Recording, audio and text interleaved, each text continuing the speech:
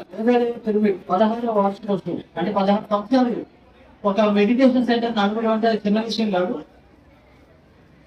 నేను meditation centre కట్టడం ఒకైతే నిర్మించడం ఒకైతే దాన్ని కొనసాగించడం మరి దాన్ని మెయింటైన్ చేయడం అనేది అది చాలా పెద్ద విషయం.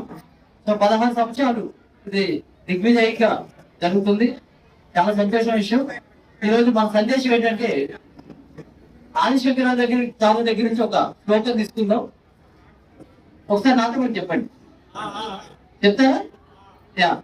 యోగరతోవా భోగరతోవా సంగరతోవా సంగ విహీన యచ్చ బ్రాహ్మణి రమతే చిత్తం నందతి నందతి నందతి ఏవా.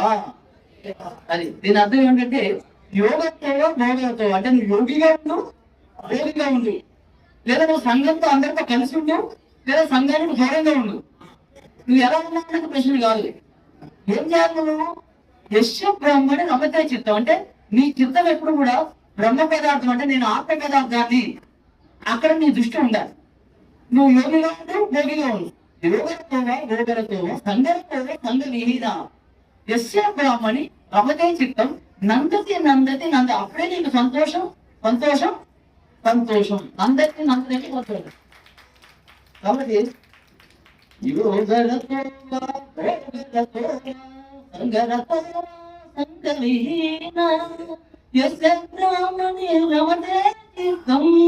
నందతి నందతి నందతి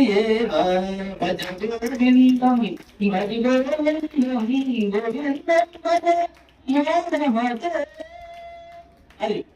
కాబట్టి ఎక్కడైతే మనకి హ్యాపీనెస్ ఉంటుందో అక్కడ మూఢత్వం లేదు. హ్యాపీనెస్ లేదో అక్కడ మూఢత్వం ఉంది. Thank you so much.